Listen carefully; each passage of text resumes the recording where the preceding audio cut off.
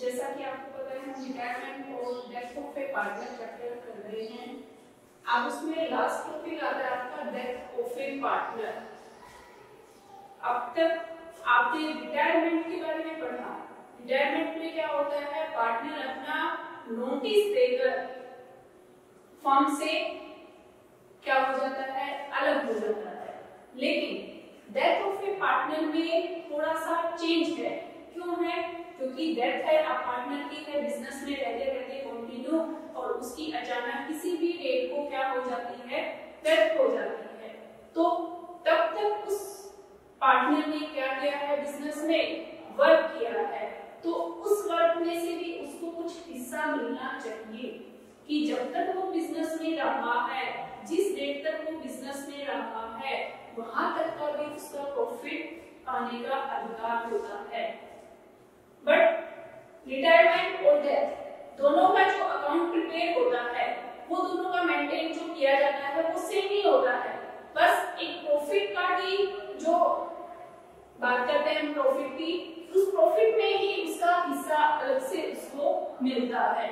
मैं आपको death of A partner में बताऊंगी कि calculation of the total amount due to representative of the disease partner. जो पार्टनर बिजनेस छोड़कर चला जाता है, उसकी टोटल अमाउंट जो ड्यू होती है, उसकी रिप्रेजेंटेटिव उसके उत्तराधिकारी को सौंप दी जाती है। तो वो कौन कौन सी बातें होती हैं जिनको हम उसके अकाउंट में डेबिट और क्रेडिट करेंगे।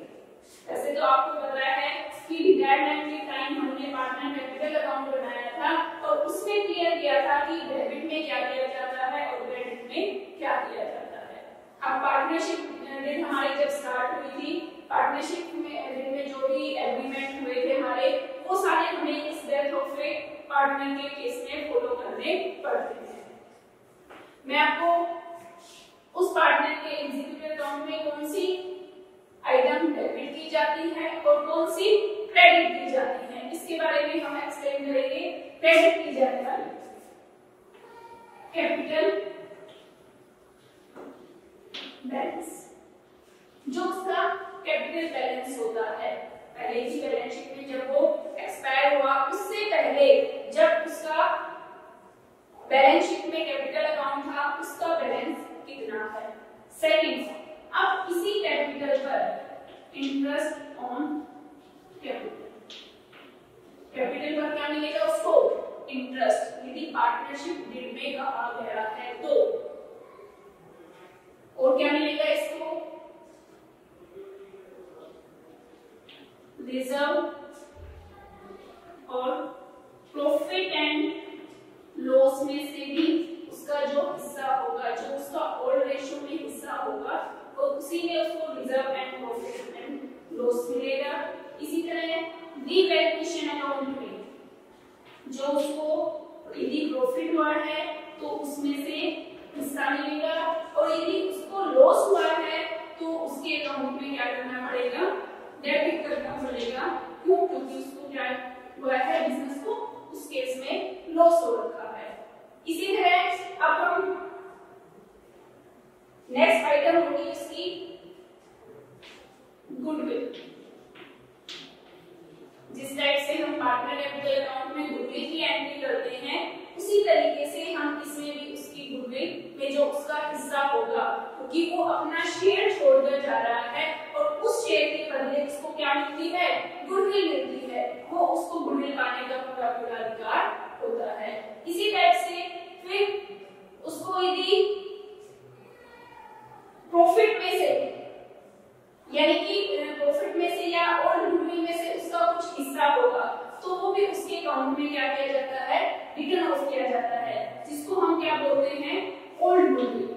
ओल्ड गुडविल में से भी उसका कुछ हिस्सा मिलेगा। ये नो गुडविल का हिस्सा होता है, और ये पहले की बैलेंस शीट में भी गुडविल शो हुई होती है, उसको हम रिटर्न ऑफ जिस रेशियो में करते हैं वो उसका डेबिट होगा। नेक्स्ट, ड्राइंग, यदि पार्टनर्स ने ड्राइंग किए हुए हैं। नेक्स्ट, इंटरेस्ट ऑन ड्राइंग, ये all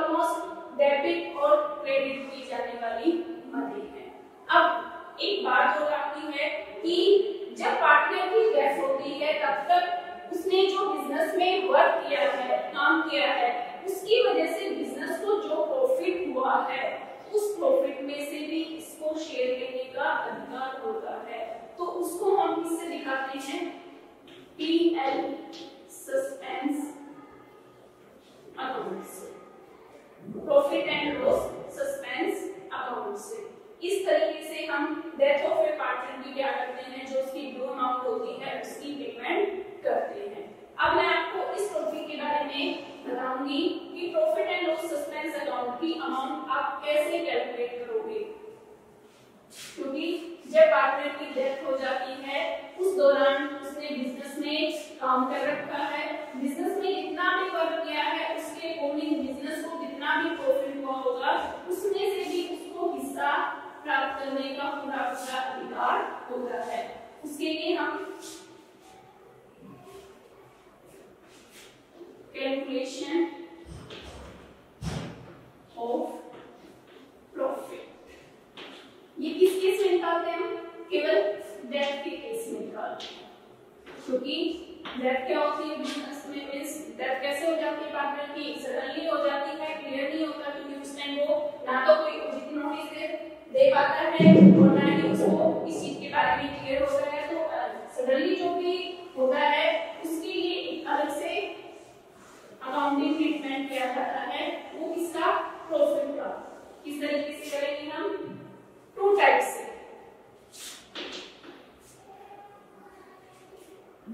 on time basis, second on sales basis. जब पार्टनर की डेथ हो जाती है तो उसके प्रॉफिट को हम दो मेथड से कैलकुलेट करते हैं, ऑन टाइम बेसिस के अकॉर्डिंग और ऑन सेल्स के अकॉर्डिंग। सबसे पहले हम करेंगे ऑन टाइम बेसिस। कैसे कैलकुलेट किया जाता है, इसमें जाने वाले डेथ ऑफ ए पार्टनर का प्रॉफिट का हिस्सा कैसे कैलकुलेट करेंगे हम ये देखेंगे कि लास्ट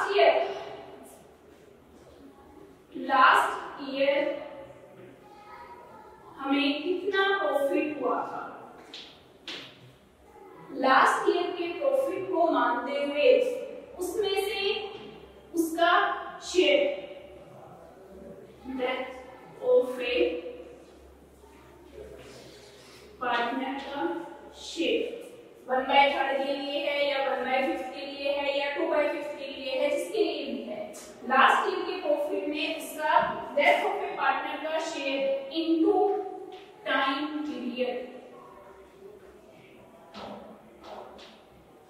मिलेगी। क्यों? क्योंकि हम टाइम बेसिस के अकॉर्डिंग निकाल रहे हैं उसका प्रॉफिट कि कितने टाइम वो उस टाइम बिजनेस में रहा। मान लो आपको प्रॉफिट हुआ 10,000, उसका हिस्सा था 1/5 और उसकी 6 मंथ की लास्ट डेट को उसकी मृत्यु हो गई, तो यानी कि 12 में से 6 मंथ का हम उसको प्रॉफिट कैलकुलेट करेंगे। तो 5 2 10 यानी कि 2000 1 2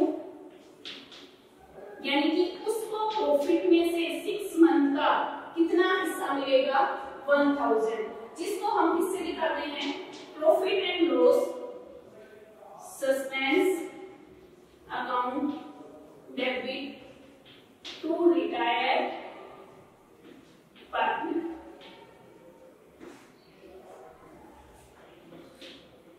₹1000। टाइम बेसिस में आपको क्या ध्यान रखना है कि जो भी प्रॉफिट गिवन है, जो भी प्रॉफिट के अकॉर्डिंग कैलकुलेट करने के लिए क्वेश्चन में कह रखा है, उसमें से डेथ ऑफ ए पार्टनर का शेयर कितना शेयर है इनटू में टाइम पीरियड, वो बिजनेस में कितने टाइम के बाद उसकी डेथ हुई, उस डेथ तक का जो टाइम पीरियड है उसके अकॉर्डिंग आप कैलकुलेट करोगे, तभी इसको ऑन टाइम बेसिस कहा जाता है, ऑन टाइम बेसिस मेथड कहा जाता है। इसी के अकॉर्डिंग हम second method on sales basis, इसकी कैलकुलेशन थोड़ी सी अलग है। इसमें हम टाइम पीरियड नहीं लेते, हम उस टाइम तक की क्या लेते हैं, सेल्स लेते हैं। मींस लास्ट ईयर हमें मान लो ऑन सेल्स बेसिस के अकॉर्डिंग मान लो हमने लास्ट जो सेल्स हुई थी हमारी 4 लाख की,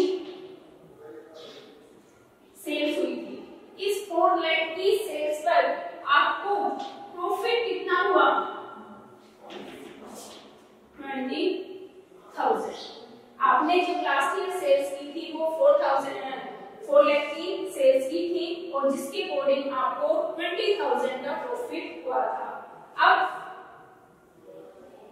जब तक उसकी मृत्यु हुई उस तक आपने सेल्स कितनी कर दी, सेल्स 2 लाख की कर दी है, तो उसके अकॉर्डिंग आपको कितना प्रॉफिट होना चाहिए, 20,000 डिवाइड बाय 4 लाख इंटू में 2 लाख,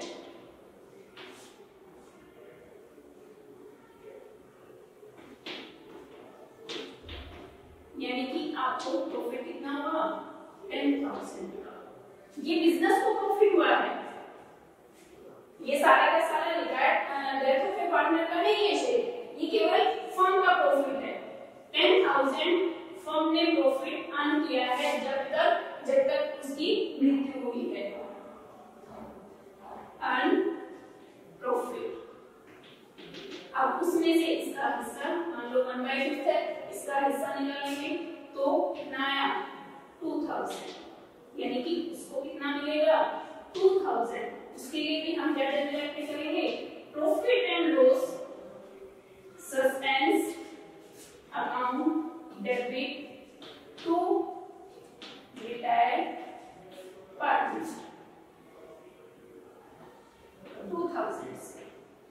ये था हमारा कैलकुलेशन ऑफ प्रॉफिट। प्रॉफिट को हम कैसे कैलकुलेट करते हैं, टाइम के अकॉर्डिंग और सेल्स के अकॉर्डिंग। टाइम में हमें टाइम बेसिस में हमें टाइम को भी ध्यान में रखना पड़ता है, सेल्स में हम वो सेल्स लेंगे जब तक उसकी मृत्यु हुई तब तक हमने कितनी सेल्स की है, और लास्ट ईयर की सेल्स के प्रॉफिट के अकॉर्डिंग इस साल की सेल्स के अकॉर्डिंग प्रॉफिट को कैलकुलेट करेंगे। वो आपके फर्म का प्रॉफिट आएगा, उस फर्म की प्रॉफिट में से जो पार्टनर की डेथ हो जाती है उसका हिस्सा निकाला जाएगा। उसका शेयर निकालने के बाद उसको जनरलाइज कर दिया जाता है profit and loss suspense account debit to retired partner account.